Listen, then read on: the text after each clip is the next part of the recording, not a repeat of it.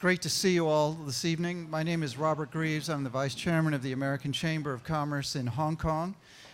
We're very pleased to be partnering on this event tonight. Just a quick membership appeal. This is kind of inevitable. If you'd like to join AmCham, look around. If you see gray cards, those are non-AmCham members. Blue cards are members. I'm a red card. There are others around that we have some, where's Don? Don is, yeah. So we have a governor, board governor over here. We have Peter. Where's Peter? He was, oh, there he is. We have no thanks. I already had, maybe I've had too many. And so then we have the AmCham staff. So if you'd like to join up, please see Michael Zhang over here. It's a great organization. We have, how many events a year? About 300, 400? 300 events a year, of which this is one. I'd like to thank Naked Hub for having us here tonight. It's a great space, first time I've been here in this particular venue. And I'd also like to introduce our featured principal moderator tonight, Stephen Phillips. He's Director General of Investment Promotion at InvestHK, the government department responsible for attracting and facilitating foreign direct investment into Hong Kong. Stephen has served in senior positions in a number of private and public organizations. He lived and worked in Hong Kong from 1989 to 2004, holding senior investment banking positions with Deutsche Bank and BZW Barclays Capital before co-founding a Hong Kong-based group of companies providing IT, financial and consultancy services across Asia. In 2004, Stephen joined UK Trade and Investment, now the UK's Department of International Trade, before becoming the chief executive of the China-Britain Business Council in 2006, as well as chairman of the EU-China Business Association. He has a BS Science in Chemistry and Law from the University of Exeter. So I am now going to sit down. Let's give a big hand to Stephen and the panel. Robert, thank you, and good evening, everybody, and maybe I can have my warm welcome. It's really great at the AmCham to organise this evening's event, and my thanks to Naked Hub for hosting us. It's a great venue, and I'm sure we're going to have a jolly good time. And we're trying to keep your attention away from the bar over the next hour or so. As Robert said, I'm Stephen Phillips, so Director General at InvestHK. Our job, in principle, is very simple. It's to help the best international companies from all around the world, including mainland China, to set up and grow their business here in Hong Kong, via Hong Kong into the mainland and also into wider Asia. We've got a team of about 90 people here in Hong Kong, 60 people around the rest of the world in 30 different locations. And our job is simple. It's to facilitate, to try and help make things happen, and help companies navigate the system here in Hong Kong. Bit of a misnomer, we don't invest. Whilst we're called InvestHK, we've got no money, just to make that very clear. As Robert said, my own background included doing a startup actually here in Hong Kong. So the subject of this evening is very close to my heart. Back in 99-2000, when dot-com boom was going to bust, I was doing a startup right here in Hong Kong, a really difficult time, and grew a business quite rapidly along with former colleagues in Hong Kong, on the mainland, Taiwan, Malaysia, and then rapidly built it out across the whole region and into the Middle East. So I've been there and done it, know how difficult it is, know what it's like to worry about meeting payroll. So it's something that I really empathise with. But I think the ecosystem here in Hong Kong has moved on considerably over the last 15 years or so. And I'm going to touch on that in the next few minutes. Once I've done my spiel, we're actually going to have the real experts who are at the sharp end of doing business at the moment. And sorry, Alexis, I'm standing in your way so people can't see you.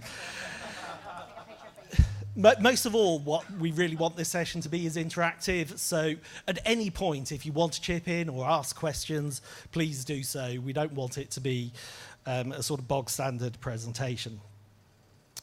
So Just to talk a little bit about the context. Obviously, as we're in Hong Kong, we're all very familiar with what makes Hong Kong a great place to do business.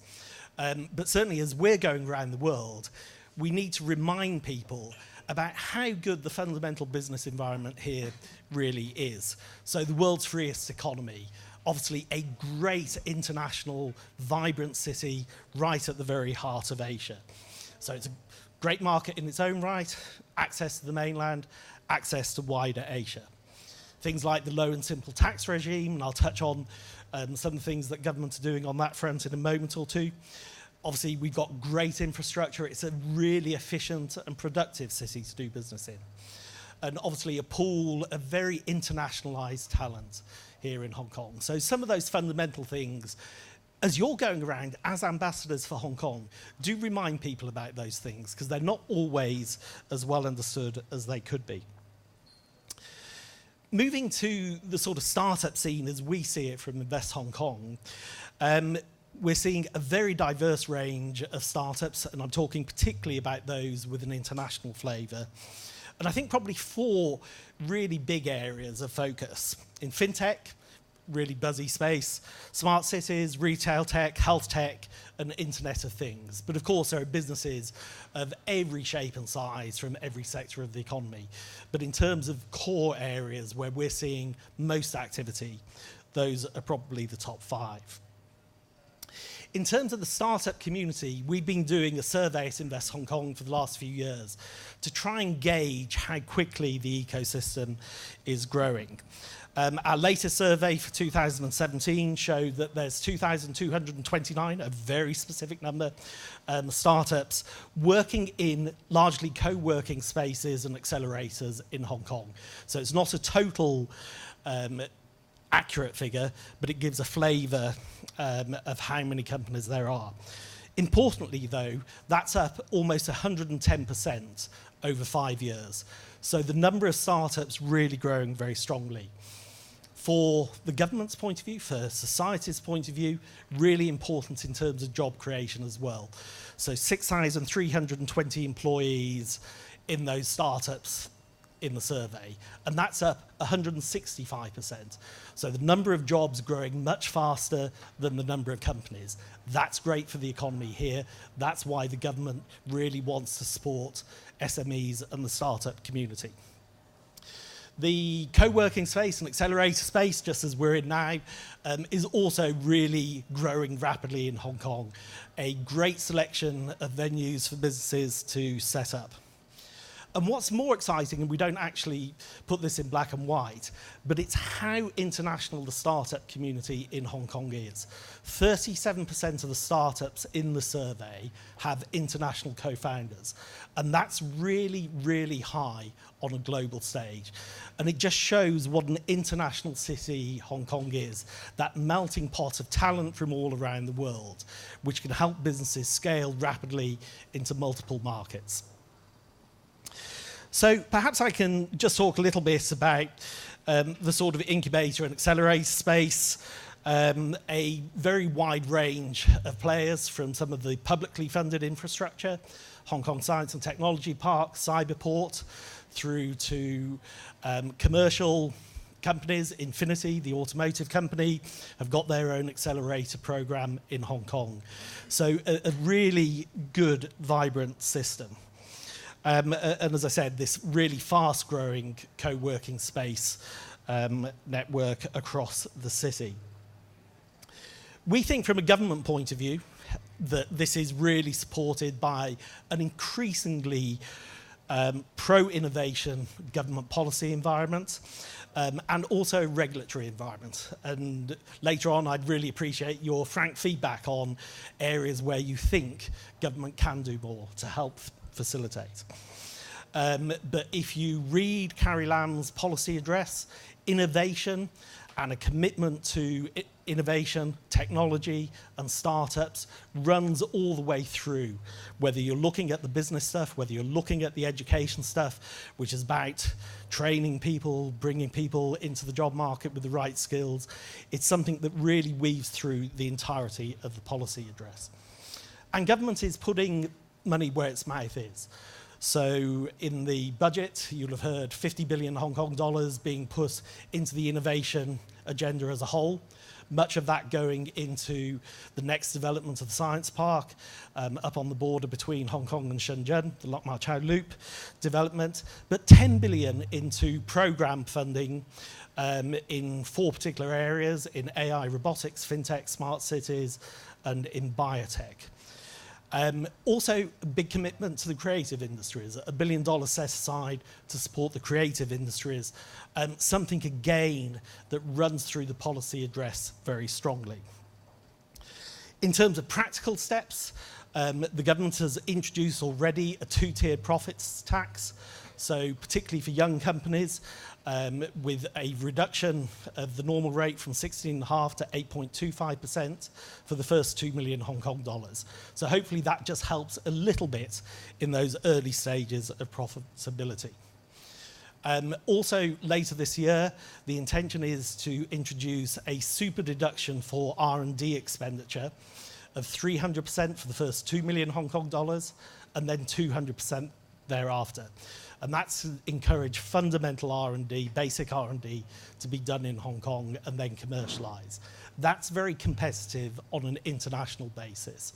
So for those of you who've got an R&D element to your business, think about using Hong Kong more and more for those activities. On the fintech side, I just highlight what the regulators are doing. All 3 of the regulators have got sandboxes. So HKMA, the SFC, and Insurance Authority, all trying to create an environment to allow new companies to flourish in these fast-moving spaces. And above and beyond that, there's a whole range of wider funding schemes that young and growth companies can tap into. And all of those programs can be found on the Start Me Up Hong Kong website, which I'll touch on in a little bit more detail in a moment or two. Indeed, that program is one run by Invest Hong Kong. I'll get Jane to stand up. Jane actually is the architect of this and the person who knows most of all about the startup work. But the program is designed not only for international startups, but to help develop the ecosystem in Hong Kong, to provide information to companies so they can grow. It's facilitation of the really practical stuff. How do you navigate the regulatory environment? How do you get visas? Finding school places, the practical issues that businesses face. Also a whole range of networking opportunities, and also introductions to people that can help with the issues that you need to tackle, whether it's on tax or legal issues, and so forth. And then we also can help with the marketing and PR support as the businesses begin to grow and flourish. And it is a lifelong commitment from Invest Hong Kong. We're not just about the startup phase. Part of our job is to help companies already here grow. As you all know, it's easier to actually work with existing customers than new customers. So what we really want to see is all of you grow, flourish, create more jobs, which increases prosperity of society right here in Hong Kong. So that's just a little bit about the program. We have a big annual festival, which took place most recently in January this year. The next one is going to take place on the 21st to the 25th of January next year. And perhaps now we could just show you a video, a short video, I promise, of what the Startup Festival looked like this year. Thank you.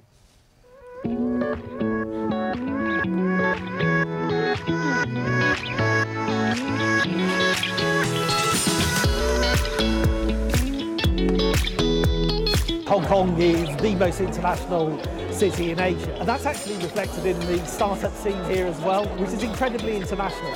Today I want to talk to you about how we are revolutionizing transportation and how we are going to transform the way that you live, work, and connect.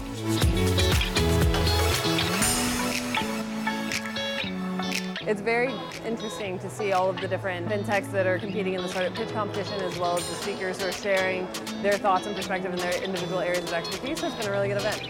Winner for this year's fintech finals is Checkbox.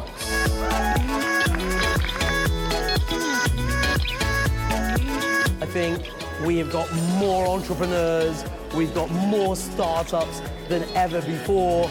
I think everybody now realizes just how important this new economy is. So the retail industry working together, collaborating, rather than trying to compete with one another, actually creating new ideas together and becoming, I guess, frenemies. It's really, really exciting when government is so progressive. And then, of course, meeting other investors and entrepreneurs in healthcare blockchain with a lot of great ideas. Really exciting times right now. I think the most exciting part about this technology in IoT is the fact that it's a cross-convergence of so many different technologies, AI, the blockchain, and how all of those technologies, when used and blended together, actually create this convergent world.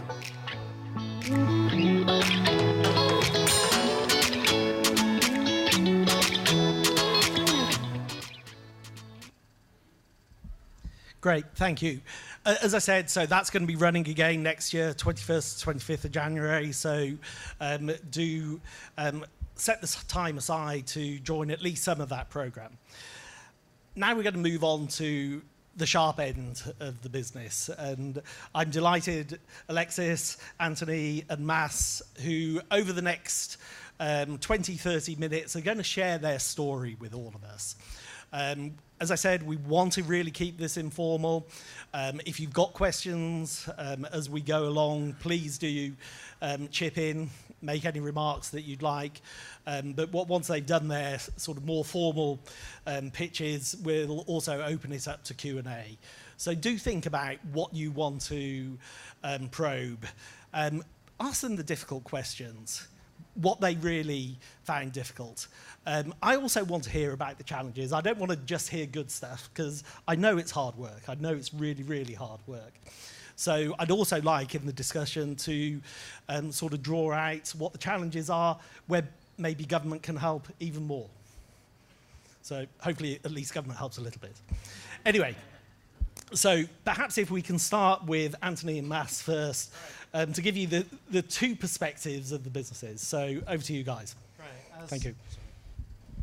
Can you hear me okay? Great. So as Stephen said, my name is Anthony, and this is Mass. And together we have a menswear brand called Mass Branded, which is a Hong Kong brand, completely created, sourced, manufactured here in Hong Kong. We both actually come from very different backgrounds. Mass is a designer. He has been doing it for some 15 years. He's been a designer in brands like Guess, Rockin' Republic by Victoria Beckham, Lee Jeans. He's worked in Europe, the United States, and now here. I come from something totally different. I come from advertising.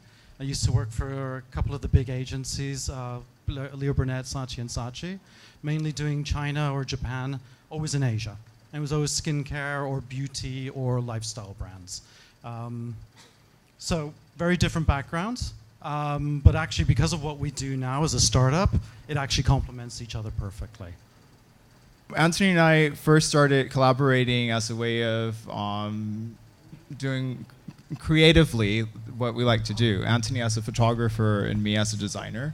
So when we started working on the brand, it was a way of us to kind of like have a collection that has a very visual impact.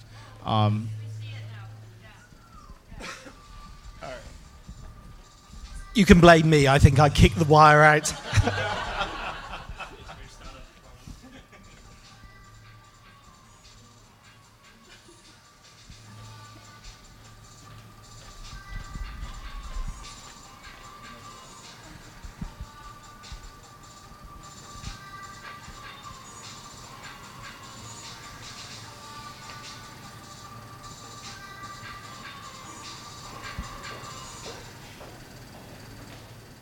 Okay. So that gives you an idea of what the clothes actually look like. If we just go to the presentation, and now it's over to me. There we go. So as I was saying, Mass and myself, yeah. So Mass Branded is a high-end streetwear for men who want to dress casually without dressing down. So we take existing silhouettes that are easy to wear, like t-shirts, sweatshirts, and shorts, and mix different materials and that emphasize and enhance the male form. It's kind of like our philosophy when we work with how we design our collection.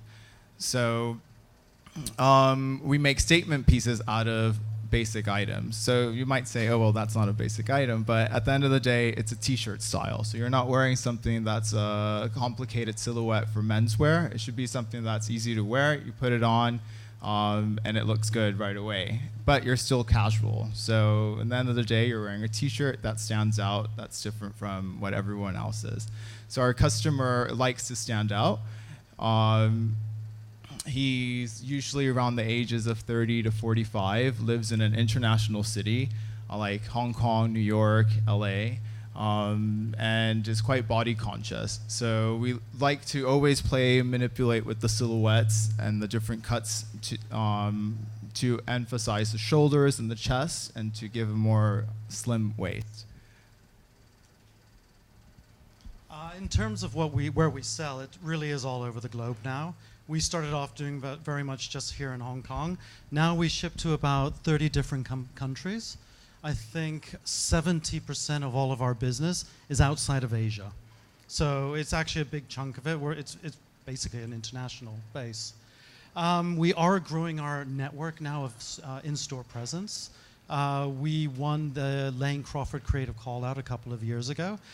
We've been working with Lane Crawford since then, and we've been in their stores in Hong Kong, Shanghai, and Beijing. And we recently just opened up in Los Angeles in a store called Universal Body. And we've just joined partners with Stan, who's going to be representing us in the USA as we try to get into another maybe 10 or 15 different points of sale. So gradually, it's expanding. In terms of the business, more or less half and half, though, between online and in-store.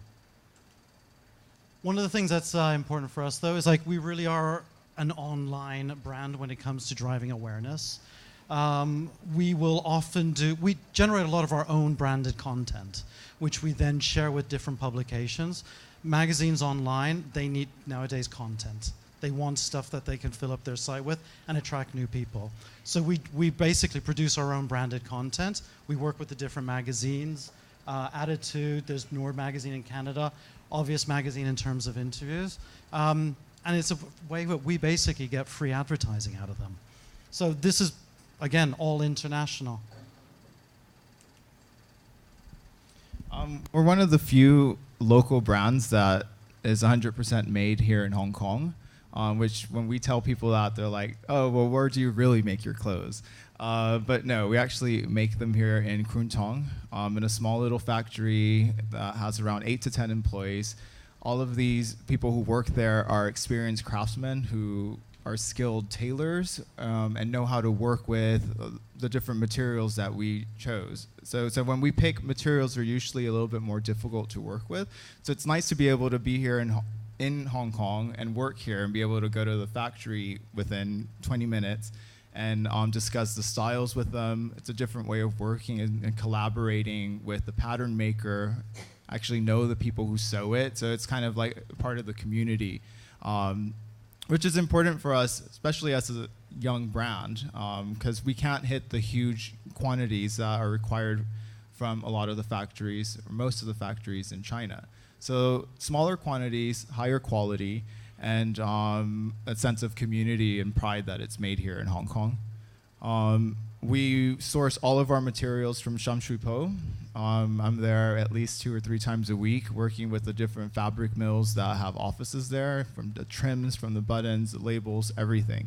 Some of them produce their own materials here in new territories, but most of our fabrics that we source from Shamshui-Po come from either Tokyo, from Japan, and from China. So one of the great things about having like everything made here and sourced here locally is that we're able to buy items that are ready stocked, so we can go into lower minimums instead of having to make something from scratch or a custom color or anything. So our collection is mostly black and white, so it's a lot convenient for us. But as we're growing, we're adding new colors for the next collection, which will be launched in September. We have a whole new category of styles with different colors now that our units are growing. And we are considering having some styles made in China, like outerwear pieces that we don't have the workmanships here still, because they all moved the factories to China. But hopefully slowly it's starting to move back, in some cases back to Hong Kong, like knitwear, which there's a few sweater manufacturers that still produce locally here in Hong Kong for brands like Burberry and retailers like Saks Fifth Avenue in New York. So that's... I guess one of the main points, though, is that what was initially a barrier for us was the quantities and getting numbers produced. In a funny sort of way, we managed to turn it to our own advantage. Hong Kong, you can get the smaller runs, and it was at a price that was affordable to us. So in a weird sort of way, it all kind of worked out for us. And that's it for us. Okay, that's great. Thank you very much. Shall we move on to Alexis first, and then we'll open things up for discussion and conversation, unless there's some really burning questions that you're going to forget right now? No. Right, Alexis, over to you. Thank you. Thank you, everyone. Thanks for having me.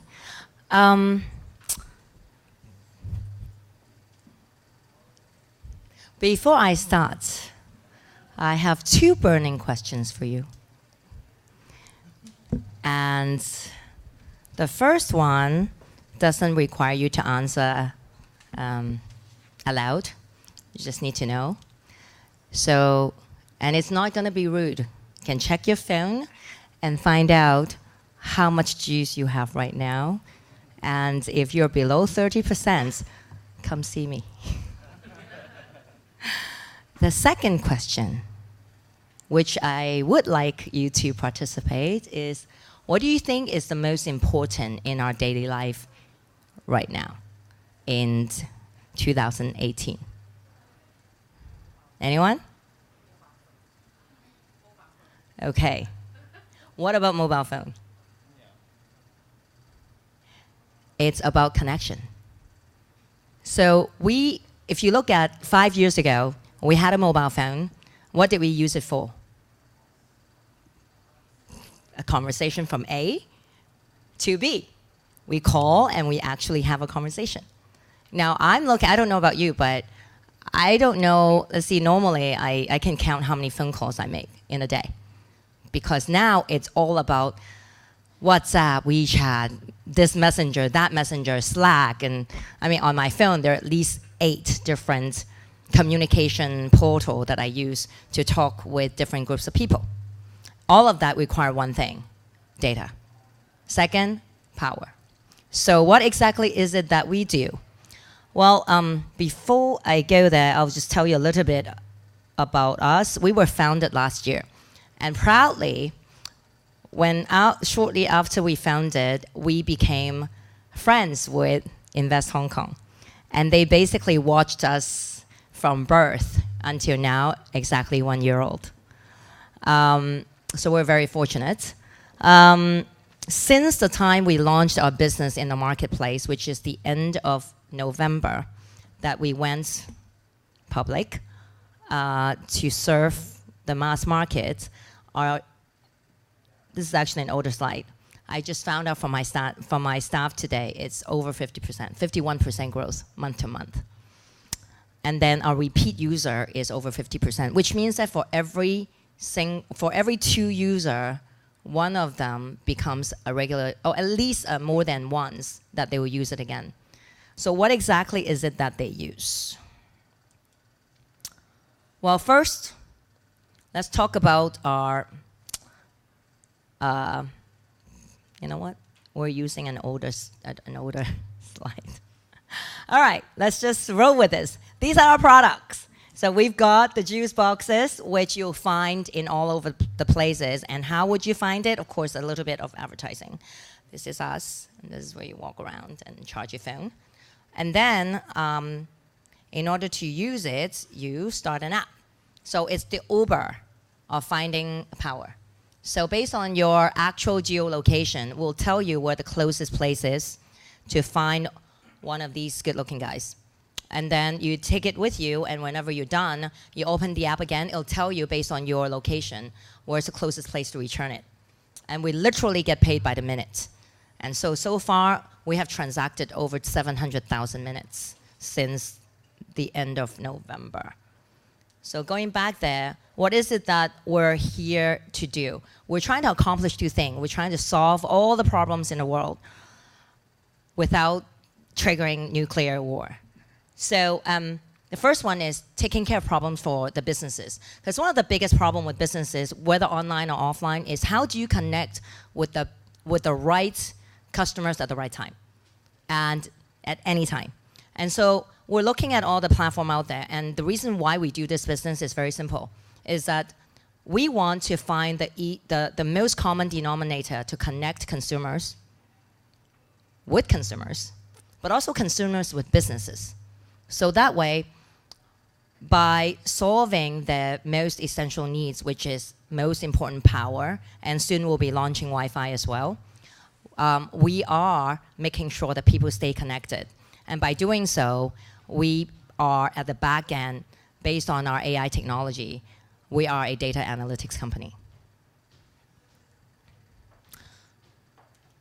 From the B2C side, I've just explained, you're running around and you need to be connected. And by connecting you, we're also being able to show you or bring you to the most relevant interests based on where you are and based on your pattern of behaviors. And so that, let's say if you go to Central a lot, we will make sure that we will present the right message, the right offering to that particular group in the Central area, for example.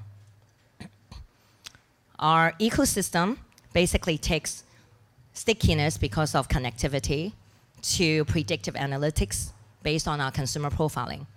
And then last but not least is to take that journey to then directly connect to the businesses, to the right users, anytime, anywhere.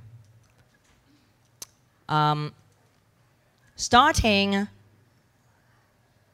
in the next about 2 to 3 months, we'll be also launching our tourist-related products. These are some of the partners that we have already confirmed and also are in discussions. We will be launching inside hotels and hotel rooms, as well as directly into tour buses. So for example, for brands that wanted to target at inbound tourists into Hong Kong, we will have a direct channel to them. And because of the fact that they will be holding one of our juice packs with them for either data or power connectivity, we'll be able to feature the right product or services, or maybe tour packages, or maybe the right menswear to them while they're traveling in Hong Kong for that one day. So our requirement is either it is something that we can ship to them electronically, or something that we can deliver to their hotel room within 24 hours. So what we have is a distribution network through retailers and shopping malls. We are now, basically by the end of this month, we should be covering all of Hong Kong, Kowloon, and the new territories in most of the high traffic locations, shopping malls, retailers, F&Bs, airports starting July, and also we're already in ferry terminals, and of course conventions and events, which we're already starting to do a couple of months ago. And then in terms of, again, what we have done today with our B2B2C partners, we have already locked in over 100 locations. Growth is over 50% month to month and 700,000 minutes transacted. Why us? You know, there are Googles, there's the Facebook, there's so many different portals where you can get data. But what we envision ourselves to do is that if you want to combine the real-time geodata and also social demographic data that is available in public domain, as well as through our back-end AI technology, and having the accessibility in a thoughtful manner, so that we're not bombarding our customers, but actually with a purpose of giving them precisely, or at least as precisely as we can, what they are actually interested in while they're traveling or while they're out and about. That's what that's what we are set to do, and that's why we're strategically placed in highly accessible locations. Our roadmap, as you saw earlier, we already signed up with a large partner in Indonesia, they're Gojek. We have a number of discussions going on now. Our key targeted market is 6 different countries. We envision to be deployed in these 6 countries within the next 12 months. And that is us. Join us, be disruptive. So when Philip was mentioning earlier, just quickly to close this loop, a lot of that you can basically do anywhere in the world. But why Hong Kong for us? You think about an IoT, because our business actually covers IoT, retail tech, and also AI. And all of that combined requires a lot of resources, human as well as manufacturing. And so being in Hong Kong actually gave us a geographic advantage of being close to the largest manufacturing capital for power bank in the world. But at the same time, using Hong Kong as a benchmark, because both for mobile phone market, we have one of the highest penetration in the world, as well as tourism market, we also have one of the most robust tourism market in the world. So we picked Hong Kong as our launch pad, even though I'm originally from the US. It's partially by fate, but definitely it comes with its advantages. Thank you.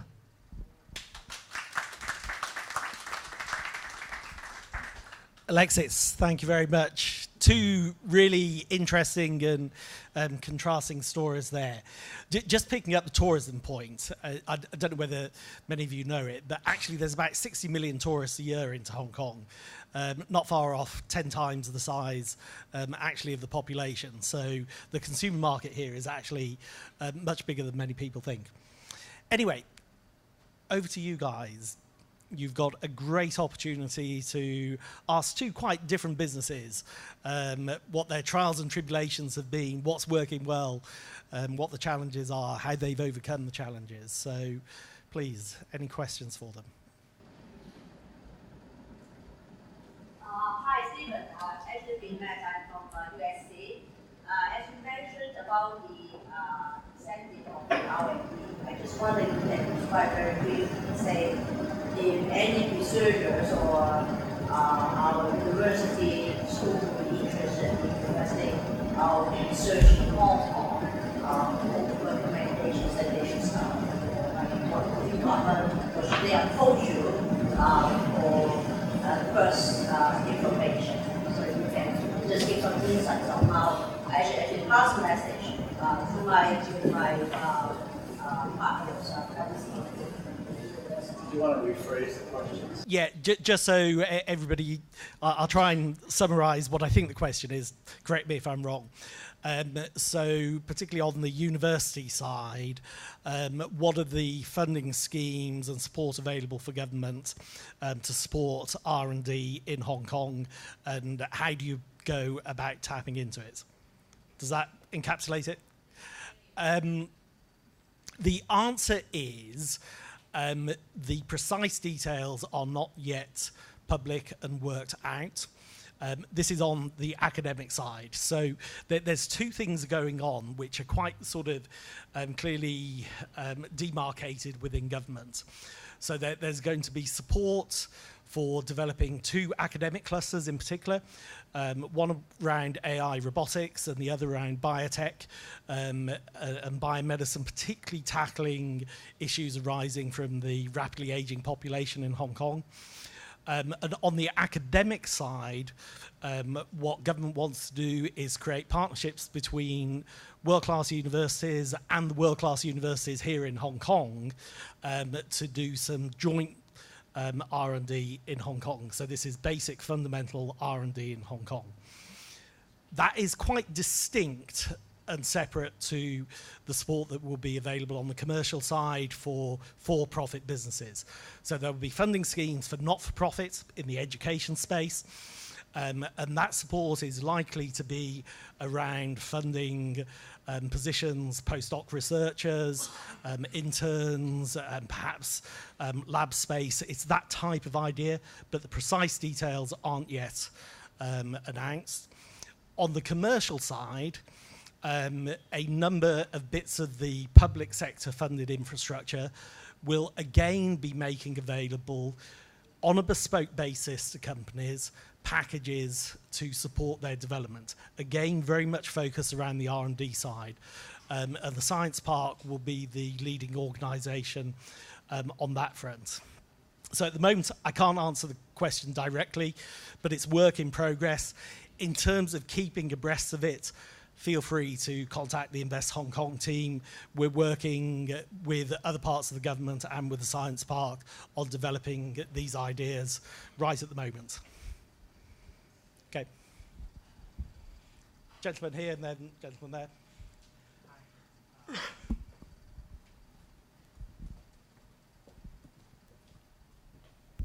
Hi, this is Jimmy. I'm also from US, from New York. Don't mind my red face. It's Asian flush, okay? Just a little bit beer. We all end up here in Hong Kong, you know, one way or another, sometimes accidental, right? Hey, you know, for these startups, today's theme is the startup hub as Hong Kong, right? Hey, you think if you hadn't started in Hong Kong, you think it would be differently, or do you see actually this adventure? Adventure. I see too much. This advantage of being in Hong Kong here to your startup, if you had not accidentally been in Hong Kong. Let's say if you had started in US, in New York or San Francisco, something like that. This question to all three of you. Thank you. I guess there's two parts to that. One, I mean, I've lived here for a very long time, so for me it was never a thought about doing it somewhere else. It was about how do we make it work here as a starting point. But if I was in another country, I mean, to be honest, from the countries that I've seen, working in Hong Kong is a lot easier. It's simpler, it's faster. I'm not sure I would have wanted to have done it in a different place. And I'm not just saying that. We've done shoots in other countries, and it's a lot more expensive.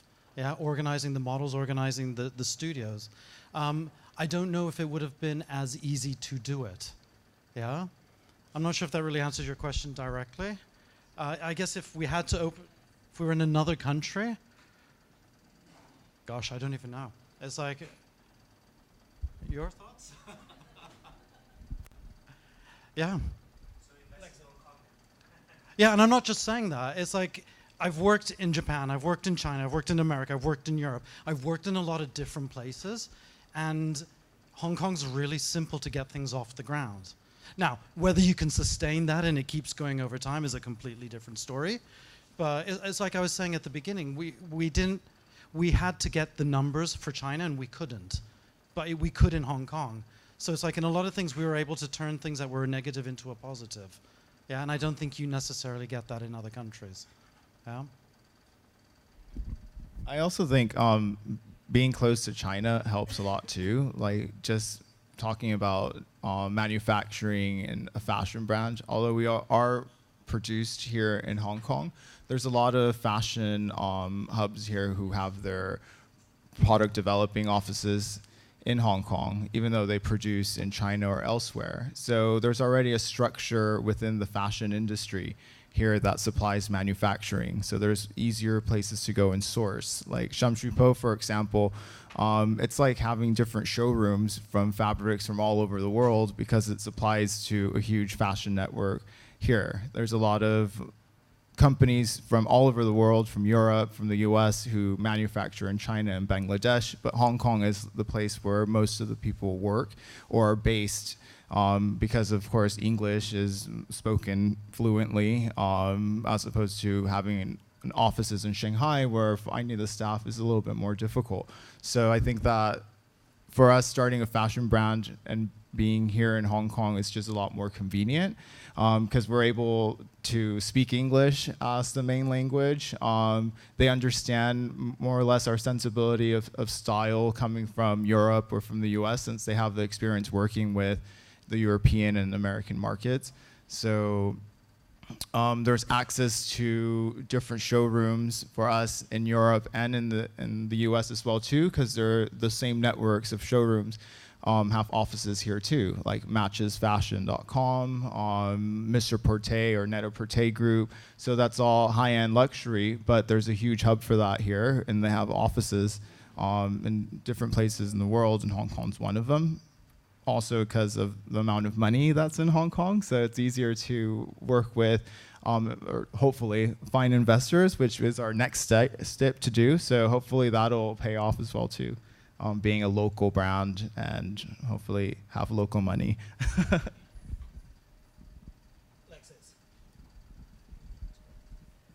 I guess just quickly, I referred to it earlier. Hong Kong is an international symbol.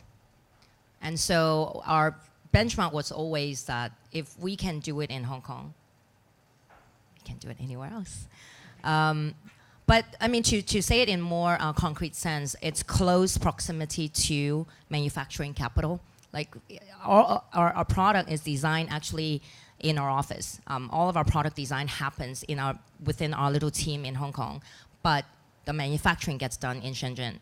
And if it's not for the distance, we would not have the efficiency of scale to get the product launched quickly, because oftentimes we will have to take day trips just to get product tested or bring it back and so to speak. So without that short distance of accessibility, it wouldn't have made it possible to do it efficiently. And second is just the quality of people, right? I mean, generally the consumers are much more savvy and they have high expectations. So that's why we use Hong Kong as a benchmark, because we have a full-blown professional customer service team that handles every single possible customer service questions that you can think about. And we believe that as we perfect or as we continue to improve our overall experience, that can be replicated easily across the globe. None of us are here trying to set up a business to serve the Hong Kong market only. But our goal is to launch here taking advantage of the geographical, financial, and when I talk about geographical, it's not just consumer. For example, today I was just meeting with a recruiter. It's almost impossible to build a software development team now in Hong Kong with a relatively low budget, because all the fintech guys, all the insurance companies and the banks are grabbing up every single person right out of university. And so we talked about Vietnam. So the fact that we can base our business here in the capital center of the world and still have relatively accessibility to low cost software talents within just a couple of hours of flights, or investors, whether it's Hong Kong investors or we would just want to take a short trip to Singapore, to meet with Southeast Asia investment hub or whatnot. It makes the dynamic of running a business much easier when what you can have in Hong Kong, you can have it quickly. What you don't have in Hong Kong, you can access it quickly. So I think that's where it makes it a suitable place to start the business. I grew up in San Francisco. I would tell you that if given a choice, again, I still would not start this business in San Francisco, given all the criteria that I just gave. And I also lived in Beijing for 5 years and Shanghai for 3. So it's not a lack of understanding how business could have worked, but Hong Kong, from all of those reasons, made it, I would say, a suitable place for people to start a business. Great. Take a question from this guy, then the lady here. Let's do 2 and then take both questions.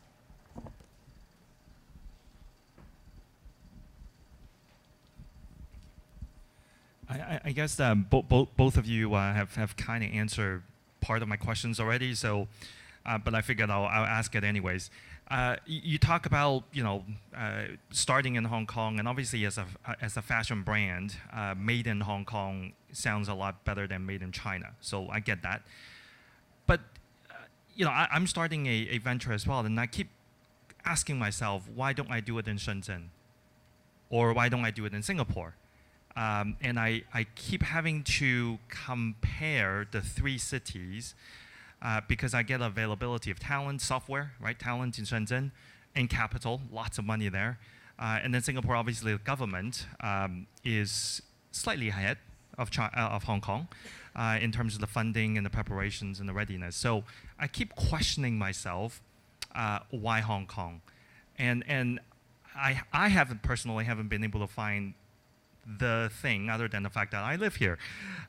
So I was wondering, if you guys are looking at it based on your experience of actually operating here, there must be something other than the fact that it's made in Hong Kong.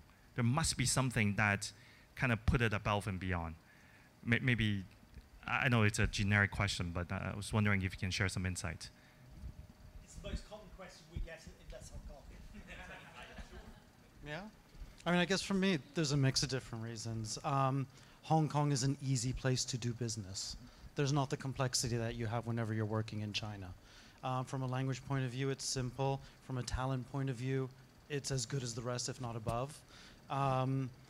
There's a simplicity to working here. For us, I mean, we can be in Sham Shui Po checking material. We can have it in the factory in the afternoon.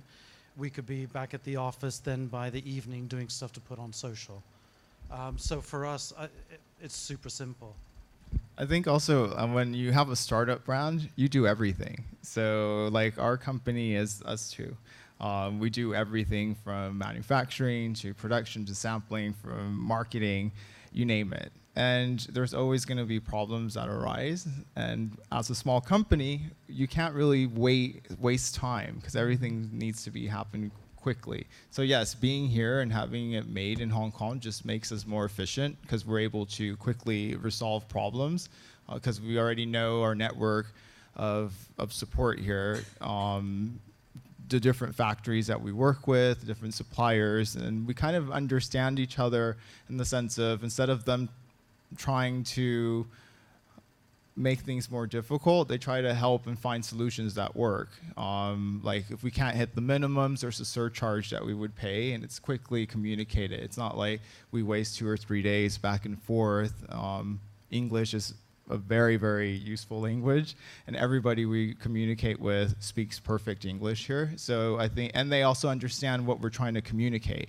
And I think when it comes to style, that's construction, our brand is high-end, almost luxury, and selling at Lane Crawford. So it's a different type of way of they understand that. They understand that the attention to detail is important because they know the customer because they produce it for people who live here as well too. So I think that's why it's convenient for us to be made in Hong Kong, but also be based here. Just to add to that, I think it really depends on the nature of your business. If you talk about investments, you don't get investment based on where you are. You get your investment based on where your business is going, right? So for Shenzhen money, they're not going to give you money just because you have an office in Shenzhen. Shenzhen money funds businesses that have China angle. It's that simple. And if you're not really partnered or close-hipped with one of the big guys, it's extremely difficult to penetrate that market and get the audience, especially as a startup. So if your whole purpose is to try to tap Shenzhen money, then I suggest to make sure that you build your business with a very strong and very big China focus, China story. But again, you do not necessarily have to be based in Shenzhen to get Shenzhen money. And the same thesis is for Singapore. Singapore money is for global businesses, APAC businesses. So as long as your business fits into that category, you can get the investment money. So where would you pick the place? You said the actual like holy grail reason. I would say when you are a startup, you are gonna need every single resource you can come up with. I mean, I'm using my helper at home, and every single waking moment I have, Like today, I'm like moving, 40 boxes of machineries, in these shoes. So you do everything. So what that means is that you're going to pick a place where you have the most resources. You're going to pick a place where you know the most people, that you can find your means and your know-how the quickest, the easiest possible to get your business done. Because only then, when you have a business, when you have a proposition to raise money, then you can consider where the investors are. So I would not pick the location just based on where the investors are. Pick where you can build your business. The easiest, the quickest, and the strongest, and focus on building your business. I just sort of second all of that. I think the answer lies, where is the market, proximity to the market. Don't be too influenced by incentives. They're icing on the cake. Don't let sort of that fixation divert absolute ruthless focus on where you're going to drive revenue from. So if the revenue is going to come from Singapore, go to Singapore. If it's going to come from Shenzhen, go to Shenzhen. If it's going to come from Hong Kong or wider Asian markets, come to Hong Kong. But don't be influenced by a little bit of cash up front, because that isn't going to solve the business. You've still got to do the hard work. You've still got to find the customers. Lady here, gentleman there, and then we've got a number of ladies in the back. If we take the lady first, gents here. If we take both questions, so we can sort of combine the answers. Hi, Ann English. I'm the founder of Bamboo Strategic Advisors. I have a quick question for you, Stephen, and a more in-depth question for the panel. So, Stephen, you had mentioned that 37% of founders in Hong Kong are international. By chance, do you know the percentage that are women founders or women co-founders by chance? Or Jane? I know that we do have that information, or we did have that information. I'll let Jane answer. It's probably about 30%. Okay. Which is actually not bad. Yeah, it's pretty good. Industry in Hong Kong Yeah. average, but bear in mind that these are just the ones in the co-work spaces, accelerators, and incubators. Right. Capture all of them. Okay, great. Okay, thank you. And for The answer to that was 30%. 30%. Give or take. And then for the panel, just in terms of geographic expansion, so it seems that Alexis, you're in the process and that you've overcome the kind of geographic expansion. What was the biggest hurdle and how did you overcome it? Okay, can we take the question from over here next as well, and then combine the answers? That's okay. And we'll get Alexis to go first on this one. Do you want to ask? Yeah. Thank you, Richard Warren. This question's for Stephen, and basically when some of the people I talk to in the robotics startup area argue that China will surge ahead in robotics because robotics is going to be very data intensive, and there are not concerns about privacy of data in China that you would see, for example, in Europe. So for Hong Kong as a locus and connection between global markets and China, and a place to source or to incubate startups, is there a concern within the government policy apparatus related to the funding for startups that would somehow cull through various sorts of businesses and say in particular, for example, well, this thing's an invasion of privacy, so we won't fund it, or are you indifferent to that, or what's the policy background to how the money will be allocated? It's a good question, and I don't know the direct answer. But I think part of the response will be around what are the markets that a company is trying to serve. If you're only trying to serve the mainland market, then sort of no problem. But if you're looking to be a genuinely international business, then you're going to have to address global issues around data privacy, going to have to comply with the new regulations just come out of the EU. These are probably some issues that you're going to be facing as a business, and I was going to ask you a tricky question about the sort of Facebook experience and how that sort of pans through to your business.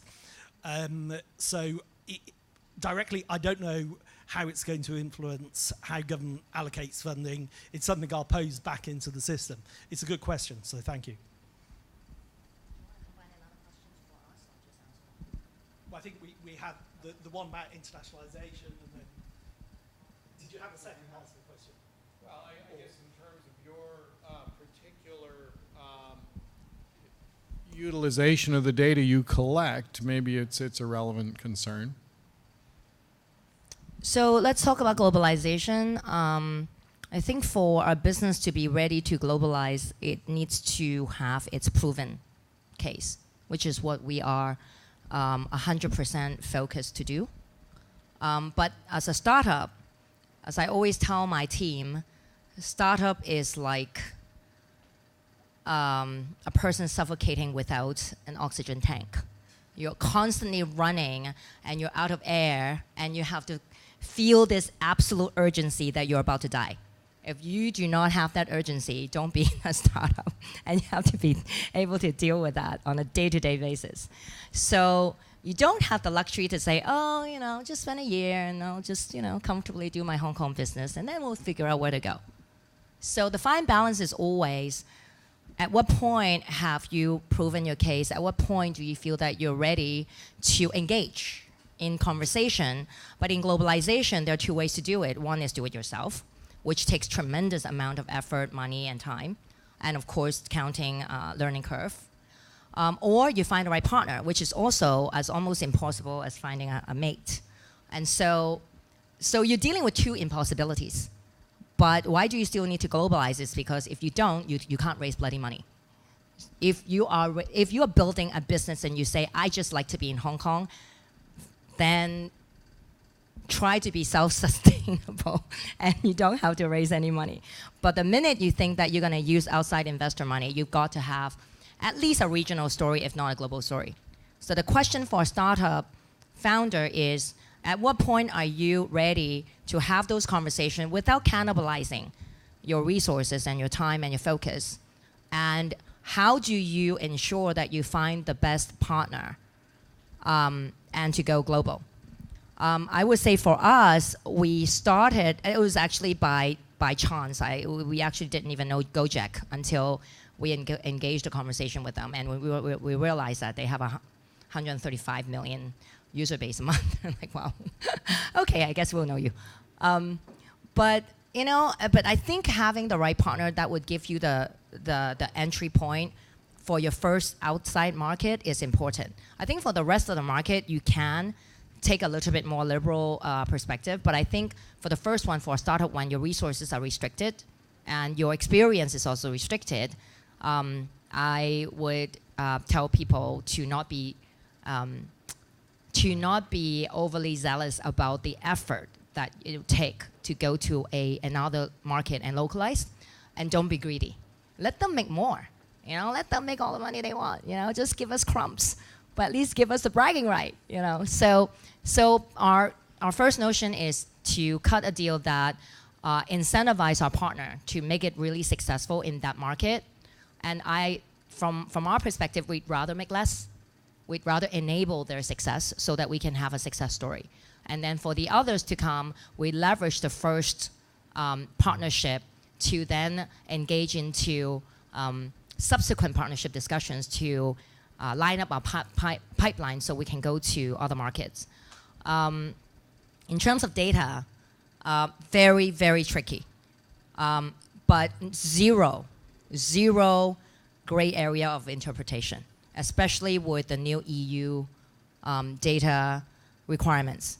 The PDGR basically puts the handcuffs on how you can do it. So basically, we have to change the user flow when you sign up on our app. Now, the very first question we're gonna now to ask is not your credit card, is are you a EU citizen?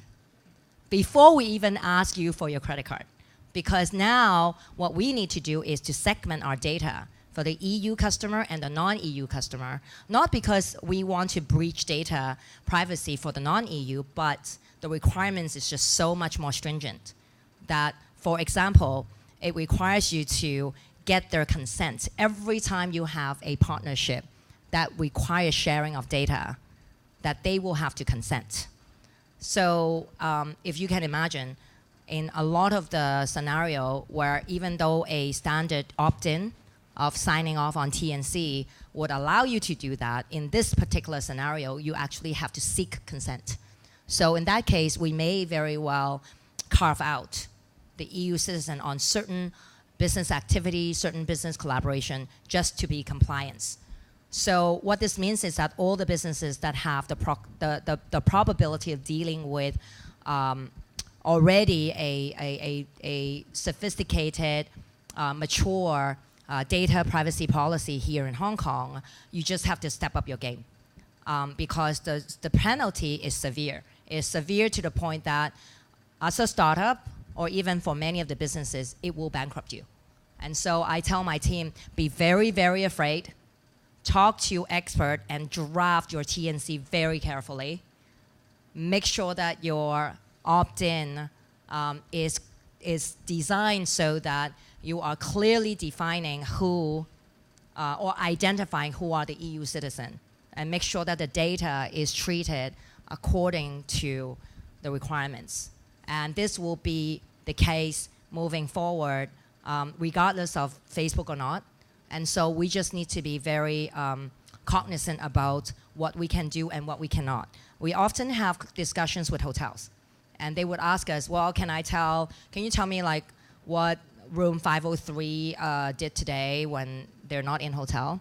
And we'll say, well, no, we cannot give you the person at 503, but what we can give you is aggregate data. And we can segment your hotel guests by hotel room types, by the time of day, by even like certain groups of floors. We can cut it out in whatever different ways that would make it intelligent and make it useful. But under no circumstances and under no amount of money can you offer a specific client's data to them. And you just have to make them know upfront so that we don't have to engage into those discussions. And wanted to go back to your question about the hurdles that we face as a startup fashion brand that we sell globally through our website, massbranded.com, is shipping. Of course, if you've ever shopped online, you have to wait till you receive your order. So for us being in Hong Kong and having most of our, like say, 40% of our business in North America, and then the rest in Europe and Asia, is how do we get our product to them without spending a lot of money? So Hong Kong Post has an amazing flat rate package or EC ship that you can go online, and they have deals with over 77 countries worldwide that we use their local post in that country. For example, when we send here from Hong Kong to the US, that goes through US Post service, and then we can track it. So it's a fraction of the cost if we were to do it using FedEx or UPS, which is great for us as a startup company because we're allowed to give our customer free shipping worldwide because it costs hardly anything compared to if we were to do it through FedEx. And we also have a quick 2-day delivery anywhere in the world, also using Hong Kong Post, which we charge an extra $40 but we have customers who want it immediately, and we have that service as well too, without having to go into a big contract or minimums of per order or shipping, as if like FedEx, for example, has for small companies. So I think the HK Post is really convenient for a startup company that ships globally.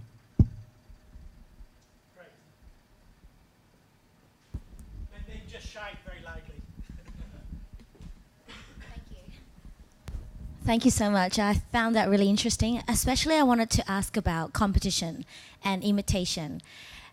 Also because all the reasons that you've highlighted, I agree with how it's easy to do business in Hong Kong. It's easy to make a startup work. However, anyone else can also find the same reasons to start a similar brand or similar product. And then another question to round up with Stephen would be, out of all of the startups, what is the percentage of survivorship, say within 5 years? because I think a lot of businesses crop up, a lot of co-working spaces working into building all of these different ideas, and a lot of these brands are great. Sometimes you're like, that's a great idea, I wish I thought of that. However, after a few years, you stop hearing about those things, and then another new wave of businesses come up again. So I think my question would be, for the two brands, how do you deal with imitation and competition? And then for Stephen, how would you actually talk about survivorship? Thank you.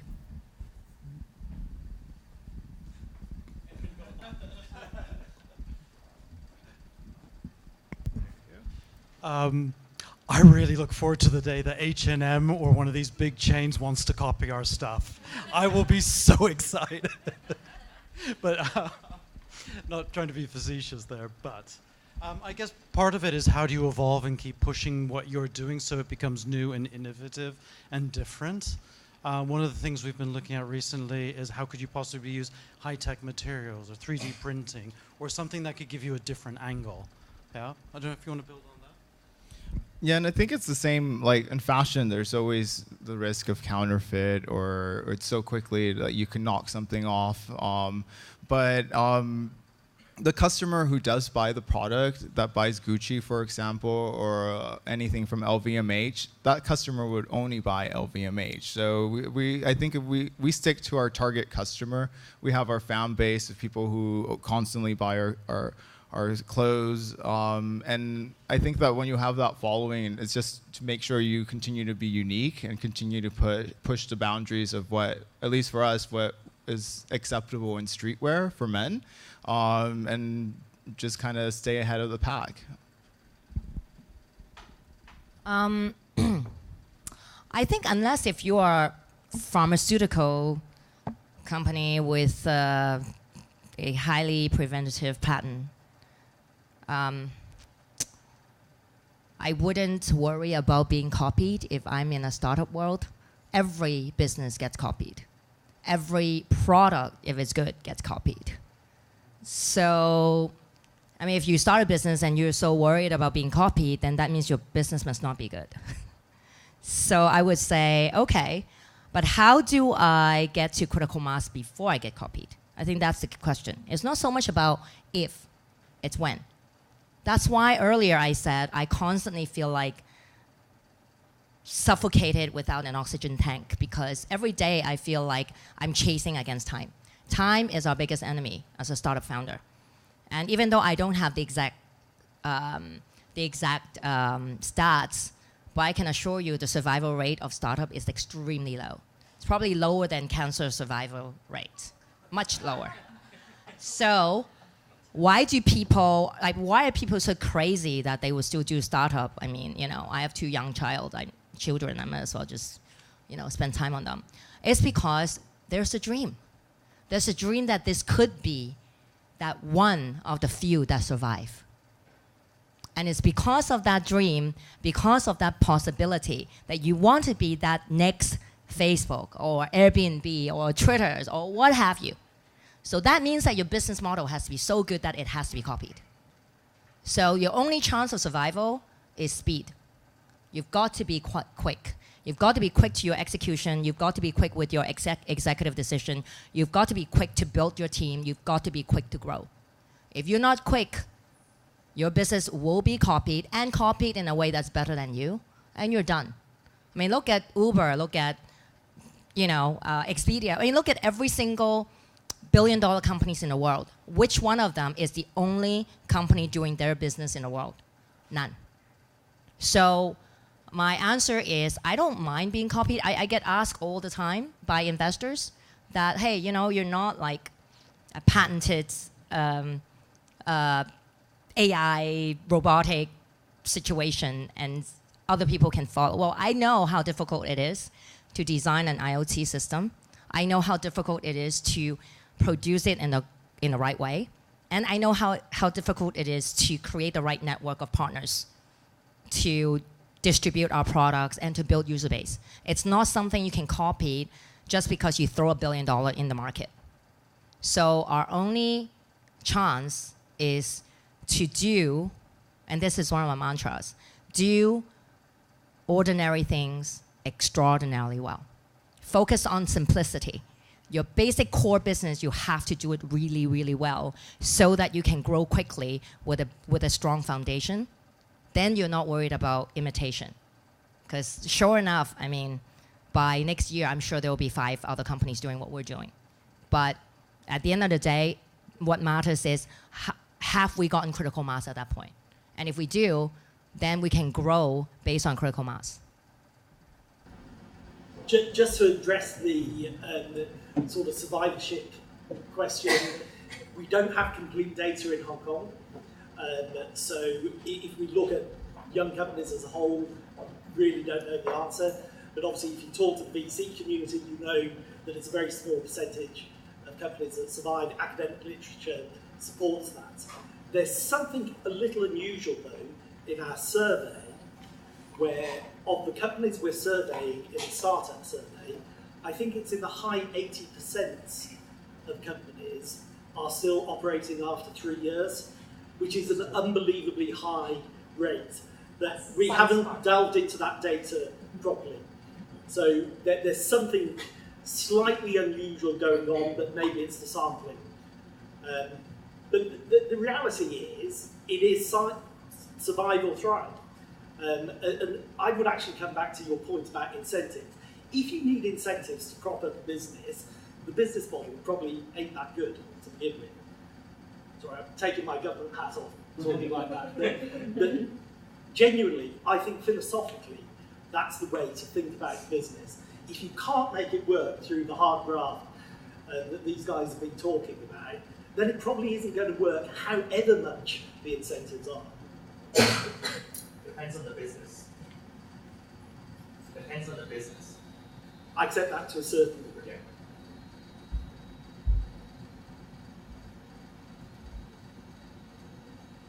Jane, there were some other questions, or were you going to make a comment? No. Okay. Well, I was going to make a comment. I actually had a question. Can I just clarify, the data that you just recited was for Science Park.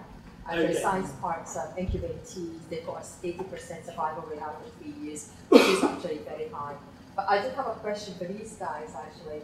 It's one thing that you mentioned, but it's something that I feel really strongly about, which is the craftsmanship in Hong Kong. And the fact that we're doing this, I'm really hoping it's going to bring that creativity back and that social aspect of it back, because I just think there's so many amazing craftsmen out there, and it's a bit of a dying trade as well, and I just think if there's more companies like this doing this, it would be fantastic to regenerate that. Yeah, I agree, but there is some challenges in that as well too, in the sense of manufacturing jobs in Hong Kong. It's not going to be a big thing because it's just too expensive as well too. And plus, there's not the people who want to work in sewing and construction and in manufacturing, assembling. And the people who work in our factory are basically retired folks who have worked in this industry, and kind of for them this is a more social and kind of part of a community thing. So they love going to work because they are retired. They don't want to sit home. They don't want to do nothing. They want to be useful and still use their expertise, and especially crafting or sewing and cutting, because there's a skill there, and we see it in all tailors, and there's so many tailors in Hong Kong. So you see that skill exists here. I think the challenge would be to inspire the younger generation that this field in garment construction and tailoring, and there's something good and to be proud of. The same way that we see in countries like Italy, where made in Italy, there's a huge campaign of okay, you're producing high-end quality garments, and that's something that the Italians do with pride. And same thing what they do in Paris and in France in haute couture. So if we're I think the challenge would be to try to influence people in not just designing and being creative that way, but doing things tactical, being craftsy with your hands. And that started started coming back, I think, with the millennial generation, where they want to be able to make everything or make their own customization of items. So hopefully it's something that will push more in Hong Kong. But I do feel like it's like with the HK government and what they're pushing for is more innovation based here in Hong Kong. Hopefully in the future we'll be pushing manufacturing here in Hong Kong too, because that'll help businesses like us and other young designers and different brands to kind of come here and make made in Hong Kong like a thing. Like as you mentioned before, like it sounds nicer, you know. I don't think it sounds nicer, but it's because it's less common. You don't hear made in Hong Kong as much when it comes to garments, because it's made in Bangladesh, made in India, made in China. So already that's kind of a great marketing push, because it comes with quality. So instantly when you hear made in Italy, you know that's good quality workmanship. So we're trying to push that, but made in Hong Kong has that same quality and degree of high-end level. Just to build on that, though, I think Hong Kong itself has a challenge in terms of it needs to start raising awareness for those sort of things. It's like we're not even at a cottage industry stage. It's so diverse, it's spread out, nobody really knows it's there. So it's almost like you have to bring it to people's attention so that they know that exists as an industry. I think they did something recently in Los Angeles where it was all the Los Angeles companies, they could get a logo that was LA Originals, something like that. But it was there just to raise awareness and attention that this was an LA product. It's like Hong Kong needs more, and it needs to be different from a made in Hong Kong. And I don't have an answer to that, but it just needs that awareness and branding. Sorry? Created in Hong Kong, yeah. But it's almost like, I just remember when I was a kid, the fashion industry in the UK was never really a big thing until they kind of started to realize, oh, there was all these like street and urban designers who were out there. There was like a Galliano, there was a Vivienne Westwood, there were all these different people, and then they banded them together, branded it, and that's how they got the whole thing to kick off. It was a cottage industry that then grew. So Hong Kong needs to nurture these little pockets in the same way. Good. I think we've probably got time for a couple of questions.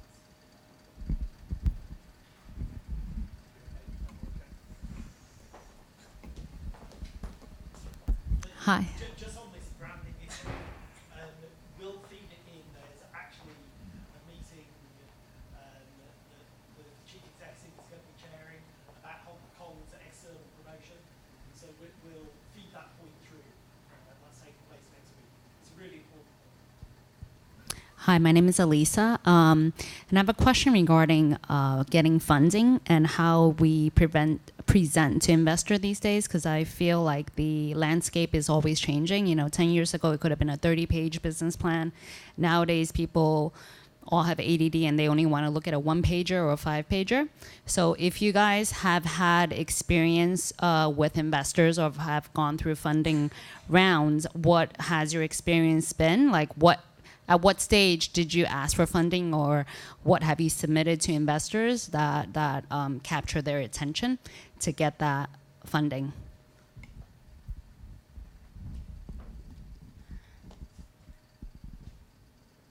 It takes so much pain to even answer that question. Let me just see how I shall begin. Unfortunately, I'm not the one-pager kind of girl. I just can't say everything I need to say in one page, and if I do, the words would be so small you can't even bloody read it. So I have no choice but to spread it out into pages. I like images. One thing I do know is that the trend is as little words as possible. Try to use images, like images that gravitate and that conveys your story. The other part that I've learned is focus on your story as opposed to the minute details, because when they're interested in your stories, then they will ask. So don't presume that they care, because they don't. It's like, what movie was that? It's like, oh, you've mistaken me for someone who cares. So yeah, they don't care. So you just have to, for us, it was self-financed for the most part. And then we did take a few angel investors in as part of the seed capital. We have yet to go out and raise an institutional round yet. So it's been a very challenging but also rewarding experience, because on the one hand, we're bootstrapping, just like what a startup should do. And so every time our staff try to splurge on something, and we'll have to remind them that, hey, Series A money hasn't come in yet. All right, so scrap that and scrap this and try to do it yourself, you know? So a lot of stuff becomes DIY. We are going to launch our Series A roadshow actually in the next few weeks. So stay tuned. I'll tell you how brutal it is. But I did do some preliminary pitches, and I would say the market is extremely competitive. They have ADD. And so if you can't convey your story within 5 minutes, you would lose them. There are many, many choices, many people going after the same pot of money. I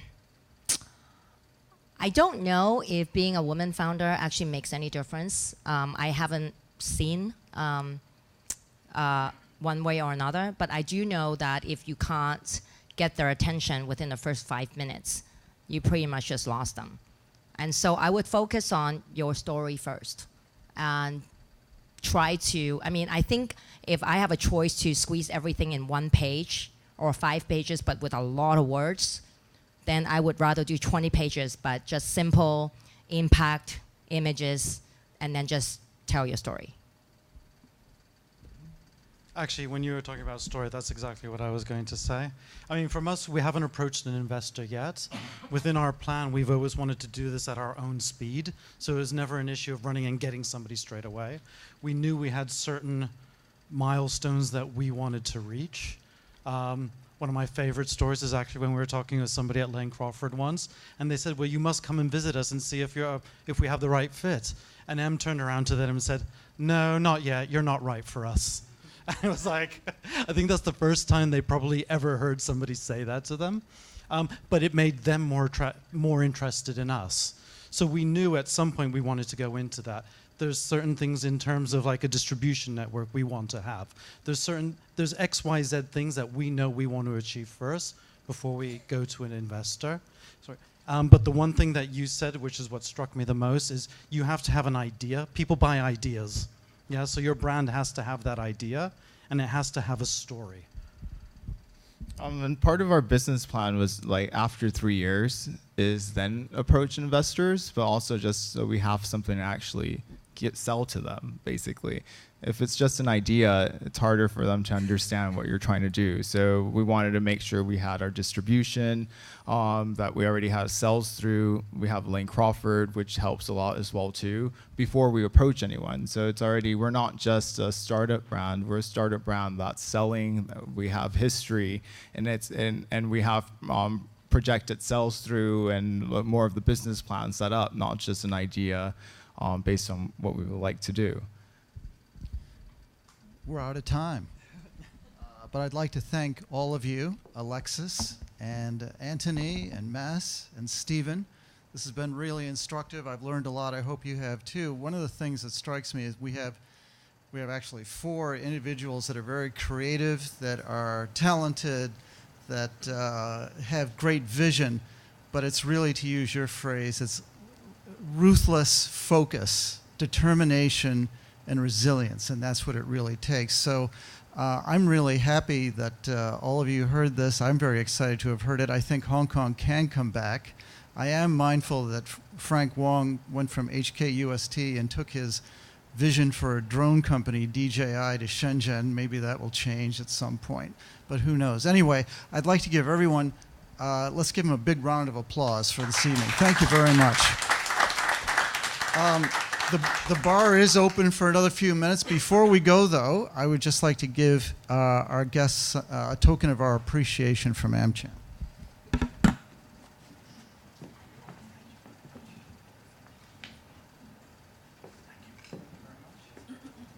you, guys. Thank you. I'll look out for your brand. Thank you. Thanks a lot. Thanks a lot. Thanks, Dan.